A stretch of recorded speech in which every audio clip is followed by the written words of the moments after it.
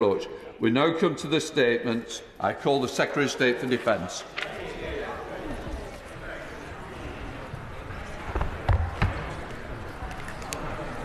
Hey, you trying to call me before? That was an accident.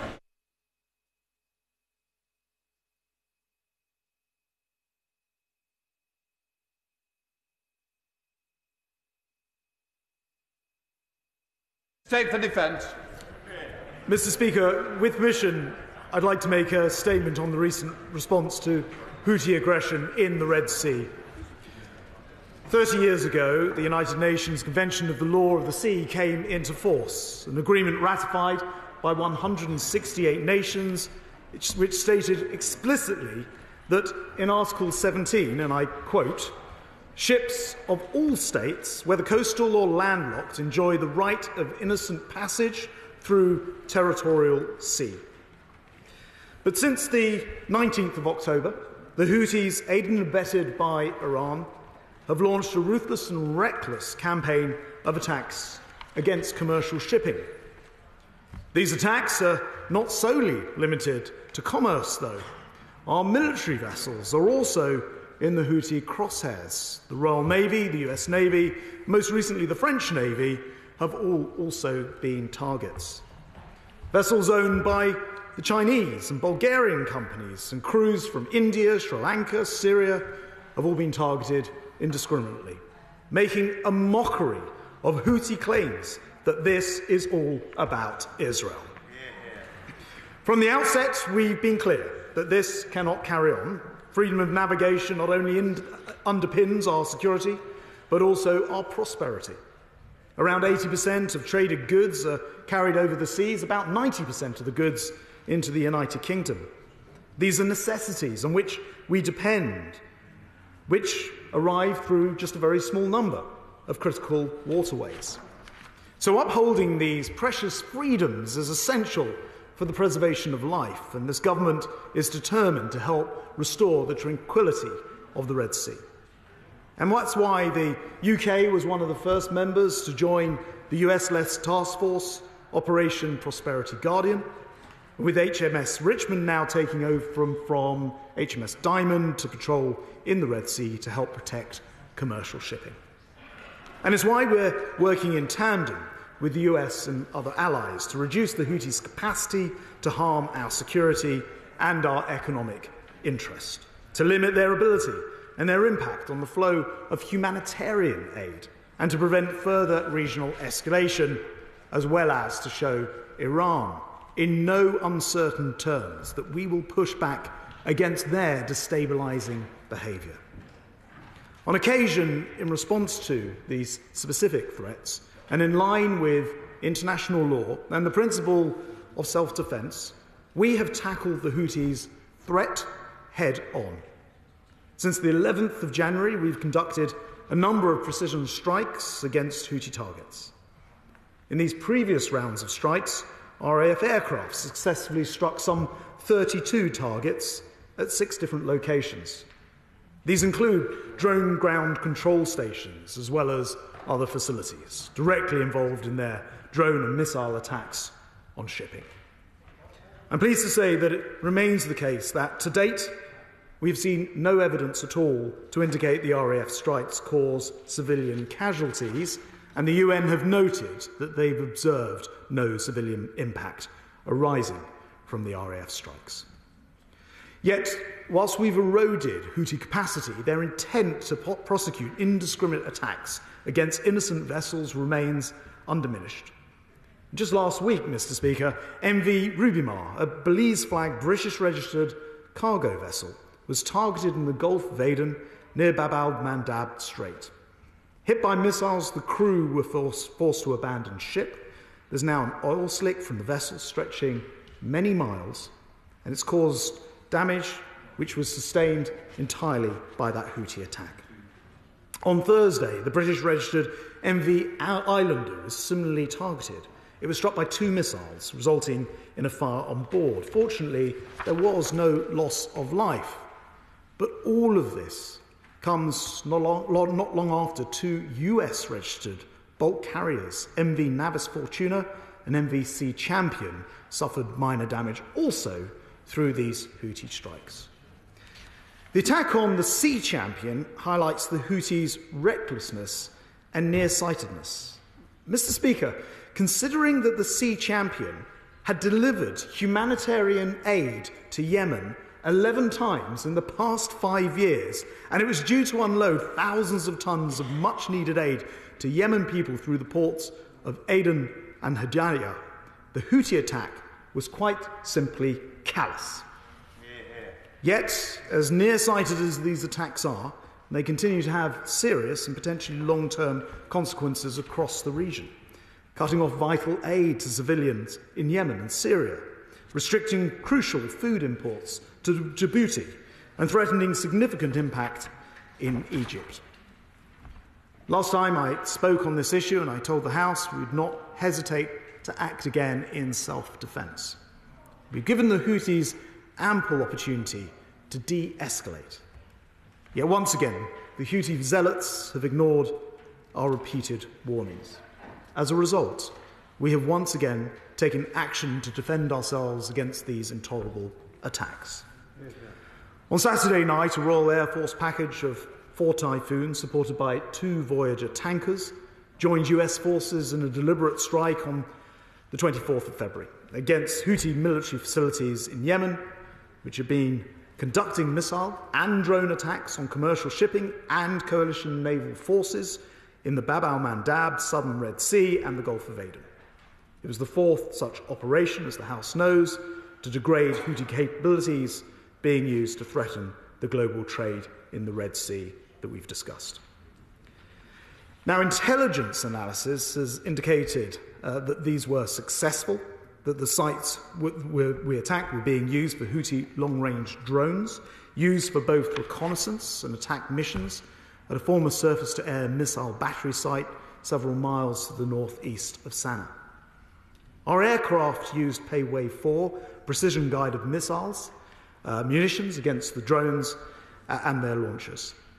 And, Mr. Speaker, assessments is, of course, continuing at this still early stage, but analysis so far indicates that all 8 RAF targets were successfully struck. At the Bani military site, 3 buildings were hit, and at the Sana'a military site, 5 one-way attack drones were assessed to have been destroyed. Now, in planning these strikes, as is normal practice for the RAF, operations were carried out meticulously with consideration given to minimising any risk of causing civilian casualties.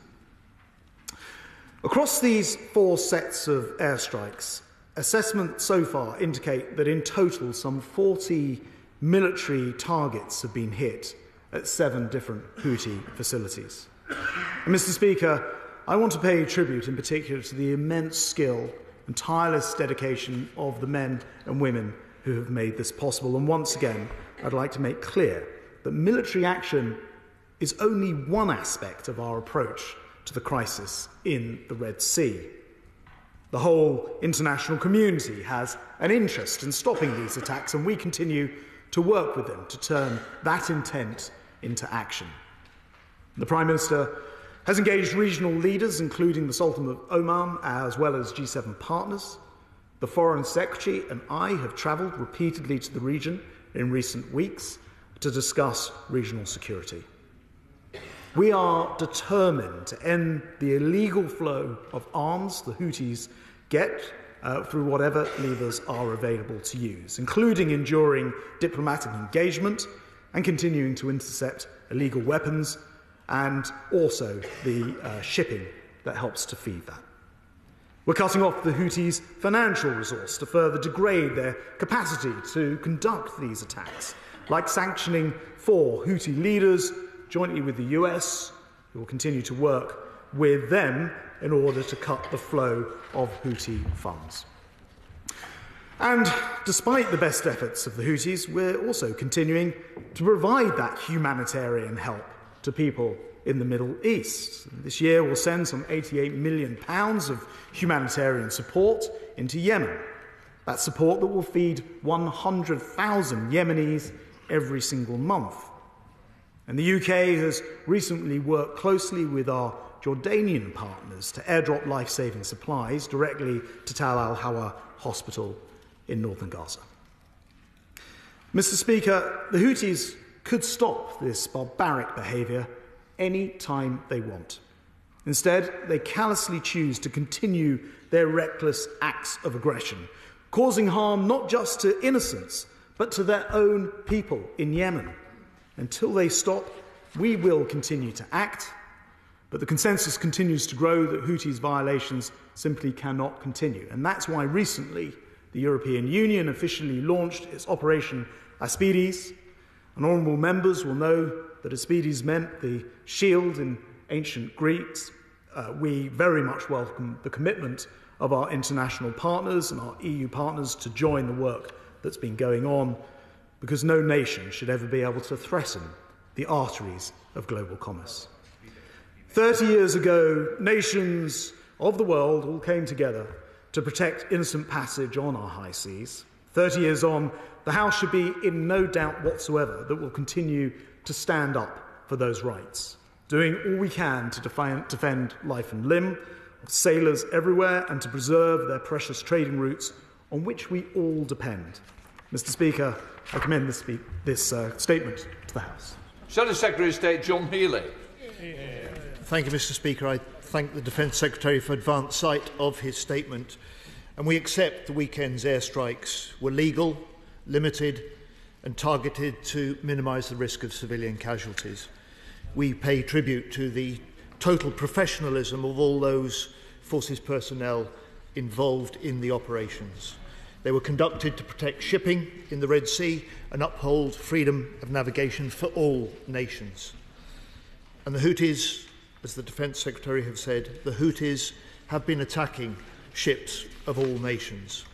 Chinese, Bulgarian, French ships targeted, Danish, Greek, UK ships hit, even aid vessels destined for Yemen have been in the firing line, and the UK and US navies forced to shoot down drones in self-defence.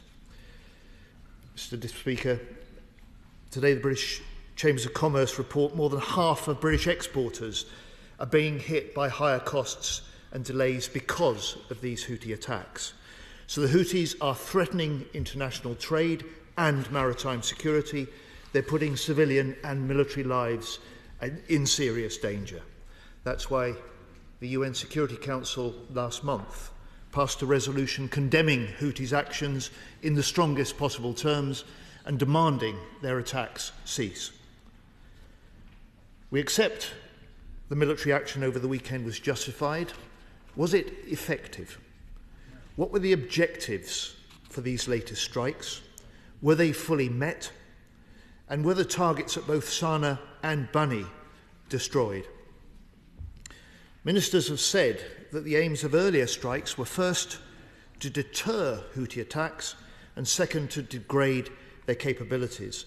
But deterrence does not feature in the weekend's eight-nation joint statement in support of the strikes, and the Defence Secretary has said this afternoon that Houthi intent remains undiminished. So has deterring attacks now been dropped as one of the government's objectives for this military action? Mr. Speaker, as the Defence Secretary says, this was the fourth such operation since the 11th of January. When does the government judge this to be sustained campaign? At what stage does the government think that Parliament needs a say? It is the Prime Minister's responsibility to authorise UK military action and to account to the public in this House. When will we hear from him? Any military action, Mr. Speaker, against the Houthis must be reinforced by a diplomatic drive in the region, with the aim of stopping Iranian weapons, cutting off Houthi finances and settling the civil war in Yemen. What more can the Defence Secretary say about the government's wider action? Mr. Speaker, we also continue to back the Royal Navy's major role in defence of shipping from all nations through the Operation Prosperity Guardian. But how is this US-led task force coordinating with the Operation Aspides the European Union's new naval presence in the Red Sea. And finally, Mr. Speaker, I totally reject Houthi claims that firing missiles and drones at ships from around the world is somehow linked to the conflict in Gaza. These attacks do absolutely nothing for the Palestinians, whose agonies are extreme. Last week, Parliament passed Labour's motion calling for an immediate humanitarian ceasefire. We all want an end to the fighting now. No ground offensive on Rafah, all hostages released, and much more aid ramped up into Gaza. So let us come together this week to work for a ceasefire, observed on all sides, that can build into the political process needed to secure a lasting peace through a two-state solution for both Palestine and for Israel. Secretary of State.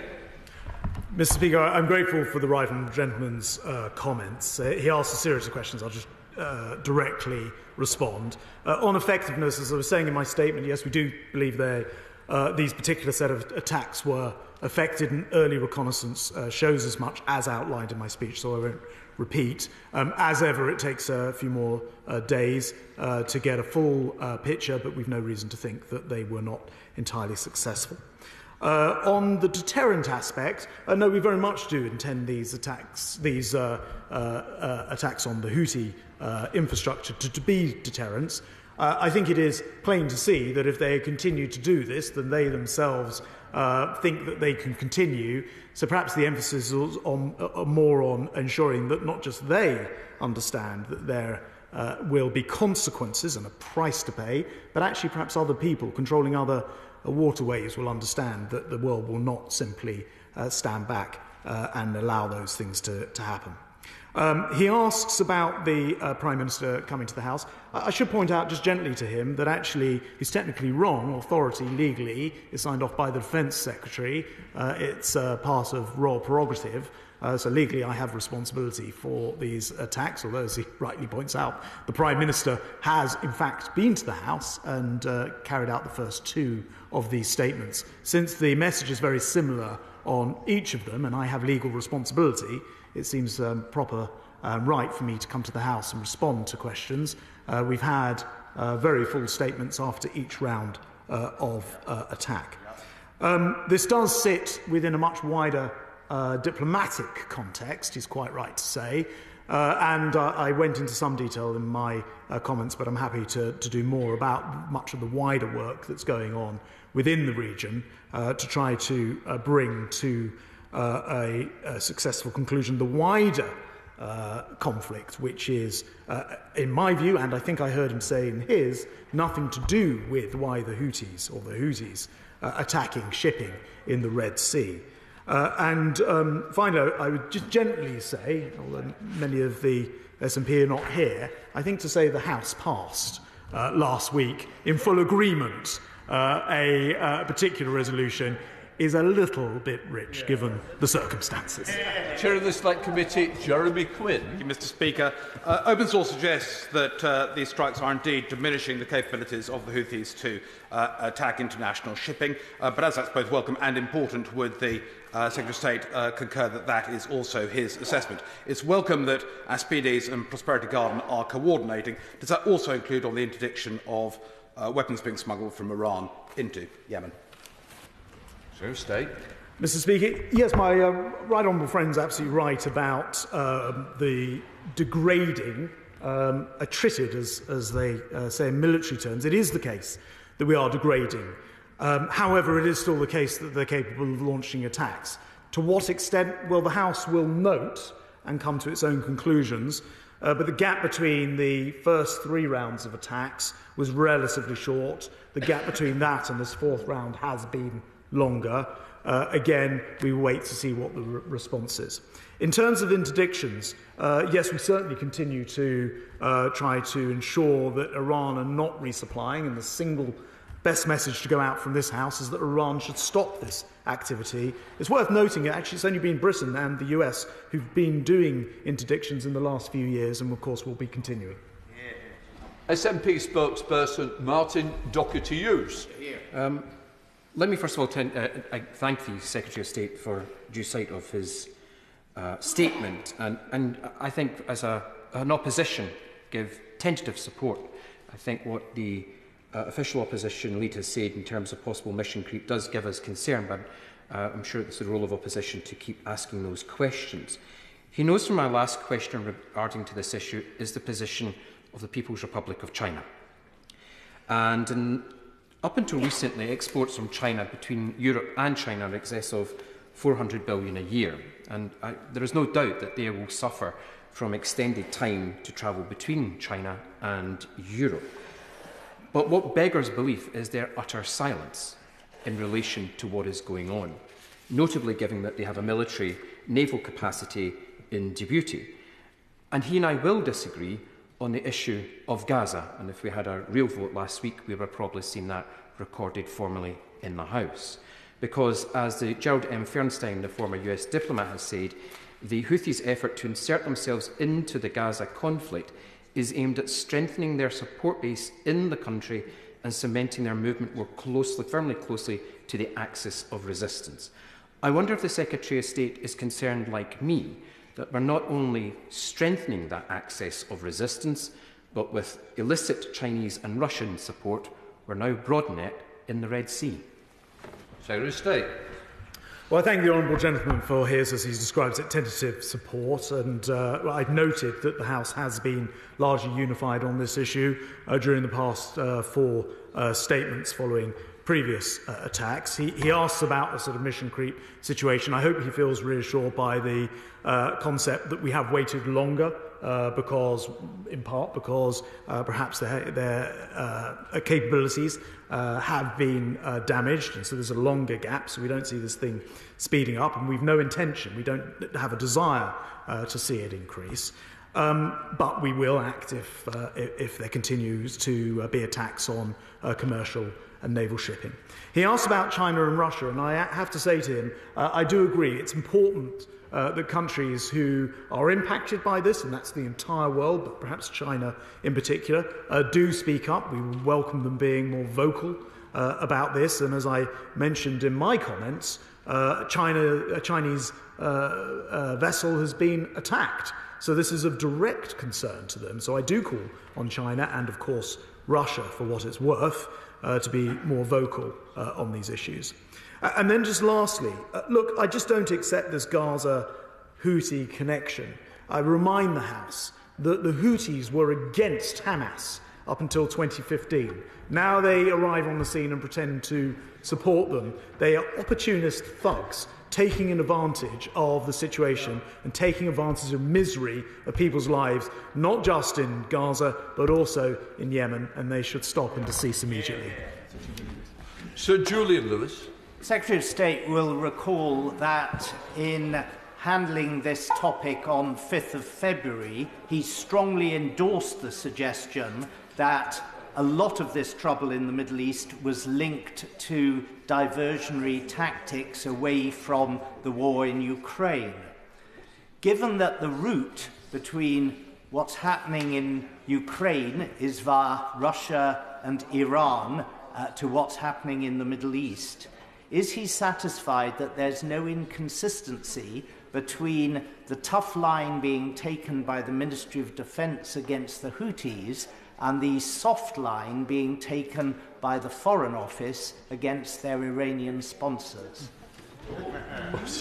Well, I somewhat reject that characterisation, in fact, because to be absolutely clear, we are very much of the view that Iran is responsible. They fund, they train, they provide equipment to the Houthis and many of the other Iranian-sponsored proxies in the region. It's also the case that they have probably lost control of some of them, and very important that we deliver those messages in many different ways to the Iranians. I've seen the readouts of the way that those have been delivered, including directly by the Foreign Secretary, and they were anything but weak. Thank you, Speaker. Can I say to the Secretary of State that I put a similar question to in the report to the Prime Minister on the 23rd of January. Of course, we want a diplomatic solution here. Obviously, any ramping up of a military solution has its consequences. But how many more months is the Secretary of State and this government going to allow this to continue? And does the government and the Allies have a plan B? Well, of course, the overall context of the Middle East is something that the whole world is working on. I know the Honourable Gentleman will have seen the reports over the weekend into discussions taking place on hostages. We do want to see a comprehensive settlement. The government's policy is, of course, to have a two-state solution. And so we want to see the Middle East, which could be normalised in so many different ways, including with Saudi normalisation, with Israel as part of all of that, being this broader package. The government's working very proactively on this. But as I said before, I'm very conscious not to link this thuggish pirates, which I'm not saying the Honourable Gentleman does at all, but I'm very keen that we don't link the two as if they're inextricably linked. And I accept the Honourable Gentleman's not trying to do that, and we work very hard on the wider solution as well. Thank you very much, Mr. Speaker. Can I welcome this statement and welcome the Defence Secretary's leadership? It's clear the Houthi threat may last months, and it's right that Britain plays our role in protecting international shipping. But typhoons are only tasked from Cyprus because our surface fleet cannot hit targets at range on land. Now, I know the Defence Secretary is looking at a new vertical launch system to rectify this, but would he agree an urgent operational requirement to introduce GMLRS with the new precision strike missile would allow our Royal Navy, already tasked to the Red Sea, to help eliminate the Houthi threat? Same state. Well, Mr. Speaker, there's of course always good reasons to introduce new capabilities. In fact, I was down on HMS Somerset at Devonport, where a system is being fitted and trialled. But it's not the case, as is sometimes characterised, that we're using these typhoons because we don't have another option. It is actually our first preference is to work in this way for a range of reasons I can't enter into the dispatch box. It's worth noting that when the US carried out actions on in Iraq and Syria, they actually flew all the way from the United States. I'm not aware anybody was saying that's because they didn't have facilities closer to hand. So we are using the correct facilities for the particular operation, notwithstanding the fact it's always nice to have new facilities. Thank you. Kevin Jones. Thank you. Can I thank the Secretary of State and agree with him that we always have to think about our servicemen and women who carry out these tasks. As a former Defence Minister, I've got to say it's news to me that it's down to the Defence Secretary to agree on these strikes, but he obviously has got more power than other Defence Secretaries had in the past. But can I ask, what is the policy and strategy behind this set of circumstances? Because myself and a number of members of the Defence Select Committee met the Defence Minister of Italy a few weeks ago in Rome. They're deploying to the region. So how is it that it's now a US-UK-led operation? What are we doing to actually build those alliances with Italy and other European nations who have an interest in it? And ultimately, as my honourable friend from Halton said, what is Plan B? What is the long-term end game here? Same statement. Mr. Speaker, I think I'll avoid getting into the constitutional position of how that authority runs. It would be inconceivable to do it without a Prime Minister, but it is technically the case that the royal prerogative runs to the Defence Secretary, for what it's worth. On the question of the Italians, I'm very familiar with my friend Minister Crosetto, who the Honourable Gentleman met with in Rome. They have, as he knows, opted to join Espides, the EU operation, and we'll be working very closely with our European friends and allies to make sure that that interacts properly with the wider Prosperity Guardian and, of course, the direct actions that we're taking. Of course, we will welcome action from other friends and allies in this regard. I was very interested to hear the Secretary of State say that it is just the United Kingdom and the United States which is doing the interdiction to ensure that there isn't rearmament of the Houthis. But what assessment has my right honourable friend made of the sources of this rearmament? What percentage does he think comes from Iran, what through Syria or through other agents? Minister. Well, I think we're pretty certain that it all originates in Iran. Actually, I've just been informed by my PPS that actually there was a French interdiction of some weapons as well, so I just want to put the correction on the record in 2023, I believe. But to answer the question, I believe that it's the case that it all originates from Iran. Which routes it takes in is another matter, but much of it comes ultimately by sea, and we continue to proactively work to make sure that we can prevent those shipments whenever we can. Would he answer the Shadow Defence Secretary's question, which he avoided earlier, which is, now that this appears to be a sustained operation, whether a vote in this House might not be appropriate? Well, Mr. Speaker, we'll continue to sort of gauge the view of the House on these matters. I've noted that through each of the parties represented in this House, everybody has, from tentative to fully, supported these particular measured responses. And I think it would be appropriate if, for example, the rapidity or the severity of the attacks increased. My judgment would be, at the moment, that it's possible to read the mood of the House, but we'll keep that under review, and we continuously make sure we come back to the House and indeed provide briefings, defence intelligence briefings, to members who would require them. Vicky Ford. According to a survey released today by the British Chamber of Commerce, over half of British retailers and exporters have been impacted by the disruption in the Red Sea. It's causing logistics delays, pushing up the costs, and that risks higher costs and lower choices in British shops and shops elsewhere.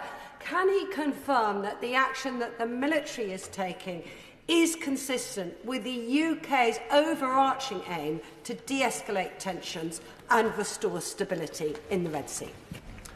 Yes, I can absolutely provide that, my reassurance. She's absolutely right to point out that this is having already a cost to British consumers. I mentioned in my comments that globally about 80% of goods move by sea. For the United Kingdom, that's a 90% figure, given that we're an island, and it is very important, therefore, to show, both for the purposes of deterrence, I should say, but also in terms of actually weakening their ability to attack shipping, that we mean business when we say this cannot carry on. Thank you, Mr. Speaker. 4 separate times in 7 weeks. This appears to be a prolonged military campaign. So I'm asking the Minister again, just as I did on the 5th of February, what is the long-term strategy here, and how does this relate to the ongoing precarious situation in Yemen itself? And if it is the government's plan to sustain military action, can he speak to the Prime Minister and ensure that it's only right and make sure that there is a vote or a say in Parliament accordingly? Well, Mr. Speaker, I know the Honourable Lady will join me in welcoming action, or I hope the Honourable Lady will, against the Houthis who attacked a ship who, as I mentioned, have multiply provided aid to the people of Yemen. And I know she doesn't make this mistake, but some people think that the Houthis are somehow the Yemen authorities. They're not the government. They are destroying that country through their actions, and they're actually preventing aid getting to the people of Yemen. So it's absolutely right that we take this action. And just to assure her, the previous 3 attacks, I think, were probably 7 days apart or so. This has been a longer period of time. We've been able to wait longer because they perhaps have fewer options to attack shipping. But I would stress we will continue if they carry on attacking shipping. I think the simplest thing for all of us to do is to send a very clear, united message to the Houthis that they must stop attacking innocent shipping. James Boris. Speaker. The Secretary of State is absolutely right to say that military action is necessary but not sufficient to deal with the long-term problem of the Houthis. He's mentioned the necessity of tackling financing and illegal shipping of weapons, but our global shipping is peculiarly vulnerable to cyber attack. So what is the Secretary of State doing to ensure that our cyber capabilities that we have in the UK are shared with our international partners in order to protect our global shipping interests? Well, there are essentially two forms of welfare that my honourable friend has probably pointing to here. One is, of course, the cyber attack direct. The other is the ability to use EW, or electronic warfare, in order to cause particular outcomes. And I'm afraid we've seen a lot of that, particularly in the theatre in Ukraine, and we're very conscious of the way that's being used in the region as well. So we'll continue to do all we can to help through the Prosperity Guardian element of this, and also to make sure that we're a step ahead of those who would, through preference, destroy the ability for world trade and good passage through open seas. Samuel Wilson. Thank you, Mr. Speaker. Can I assure the Minister that he has got the full support, not the tentative support, of the people on these benches in the actions which he has taken? Because, of course, as he has pointed out, what is happening is going to affect businesses and consumers in the UK through inflation and through the inability to get supplies. But the effects are not only limited to the UK. Almost every European nation relies upon these shipping lanes being kept open. Why is it that we are taking the heavy lifting when it comes to attacking the Hutus and not other nations joining in with us? Yeah. So, first of all, I'm very grateful for the support from his benches. And secondly, there have to be two factors in play in order to take action. One, there's got to be the will to do it, and secondly, there's got to be the capability to do it. We are seeing quite a large number of nations, either through Prosperity Guardian or through the actual direct support for the military action, which does include things like intelligence officers and other means to assist, support from a whole range of people. We've now also got this Operation Aspides that the Europeans are launching, and we look forward to seeing what they bring to this action as well. But I would stress it is our capability and our willingness combined that means the United Kingdom is able and willing to act when perhaps others are not. Sir Michael Ellis.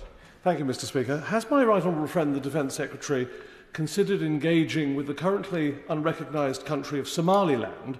I visited there recently, as the Register of Interest will show, and as it has a border with the Gulf of Aden, its port at Berbera might potentially be useful to His Majesty's government. So state. Well, I know my right honourable friend is a big fan of Somaliland. I've visited myself in the past, and I know that in a difficult environment they do a very good job administratively and otherwise of trying to run their government.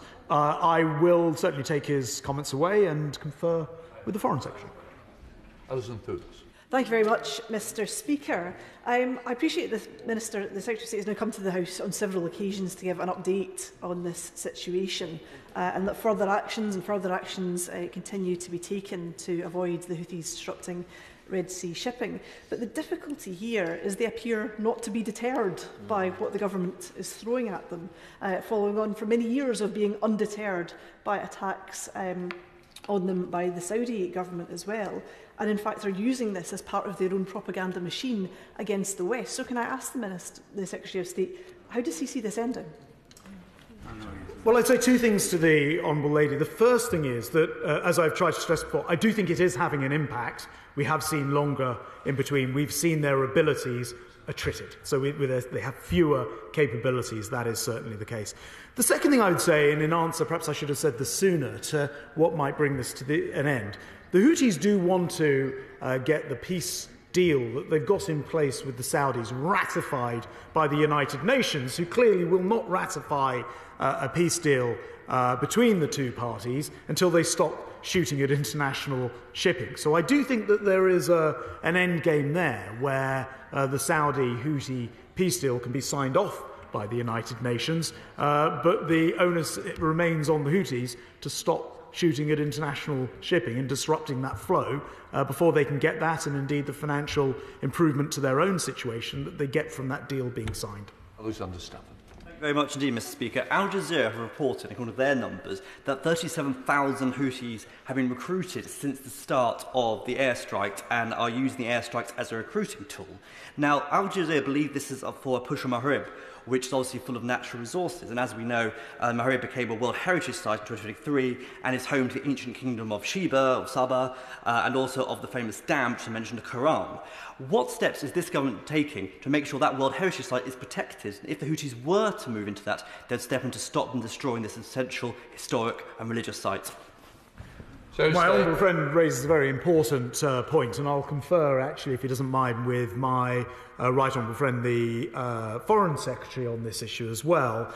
But also to say that, just on the membership point, that the Houthis are made up of a ragtag of people who are often quite desperate and are led into a particular way of life with the Houthis. We want to dismantle that, and the best way to do it is through the peace deal that has been agreed but cannot be enacted by the UN until they stop firing on commercial shipping. So we would like to see that situation unwound, and I'll take his other point away and come back to him. Patrick Grady. On the 6th of February, 20 days ago, I tabled written question 13372, asking for what reason Israeli military planes have used UK airports on each occasion since the 7th of October 2023. Now, that may or may not be relevant to this statement. I don't know, because I haven't yet received an answer. So can the Minister either answer the question now or tell me when I will receive a written answer? Secretary. Well, Mr. Speaker, I'll certainly look into it for him, but I would have thought they would use UK airports for the purposes of flying El Al and other airlines to this country. Greg Smith. Thank you, Mr. Speaker. I welcome my right honourable friend's statement and support the necessary actions of self-defence to secure freedom of navigation in the Red Sea. But in order to keep the whole country on the same page on this and understand the importance of this, whilst the actions first and foremost to protect people, the seafarers and the military personnel on those vessels, the economic impact globally that has already been referenced is huge, with businesses reporting to me a 3-4-fold increase in shipping costs, which of course we all then pay for at the tills. So, in conjunction with the Treasury and the Department of Business and Trade, has my right honourable friend made an assessment of the magnitude of that figure that the challenge to freedom of navigation in the Red Sea is causing to our and the global economy? Well, my honourable friend is absolutely right to say this has a cost which is not just to business or industry, but to households in this country. It will come straight through to the shopping bill in a weekly shop, which is why it is so important that we do not allow this to go unchallenged, that we make sure that we degrade the ability for these attacks to take place. He asked about the assessments which, both through business, trade and industry and through the Treasury, are, of course, ongoing. He also provides some, from his own experience, data, or own knowledge, data about the increased shipping. Shipping is typically not an enormous part of the cost of each individual item that you buy, perhaps in the supermarket, but of course over a period of time it would have a negative impact, which is why it's very important to make clear that freedom of navigation is sacrosanct, and we will always take action if it is in any way, shape or form effective. Jim Shannon. Thank you, Mr. Speaker. Can I thank the Secretary of State very much for his statement and very much support what the Secretary of State is doing as well, and his strength of character and purpose. As my right honourable member for East Antrim has referred, we very much are in the same page. With the joint strikes with all our allies still ongoing, it is clear that support for the Houthis is still making its way from the axis of evil to enable them to carry on persistent threats and attacks.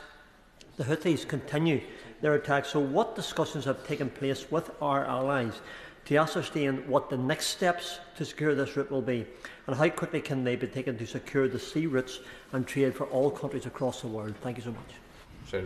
Well, I thank the honourable gentleman again for his party's support in this, and he will be interested to hear. I had very extensive discussions last week, both at Brussels in NATO and then at the Munich Security Conference, on exactly the issues that he has raised. There's a broad range of international discussion going on. Of course, what we all want to see is the Houthis stop, and a wider settlement, as mentioned before, with Saudi. There is no excuse which is plausible for the action that we're taking, and common sense would say that China and even Russia would be piling the pressure on to do that. We'll carry on to work internationally with our partners and also with those in the P5 to try to make sure that happens. Is it regarding just Patrick Grady? Just to be clear on a point of order, my question, the written question I referred to, was about Israeli military aircraft. I think the Secretary of State might have misunderstood, or I might not have spoken clearly, so I would appreciate an answer to that written question as soon as he can. Secretary of State. I shall ensure it is forthcoming. Thank you. That completes that statement. We now move on to the next, please. Front benches all clear accordingly.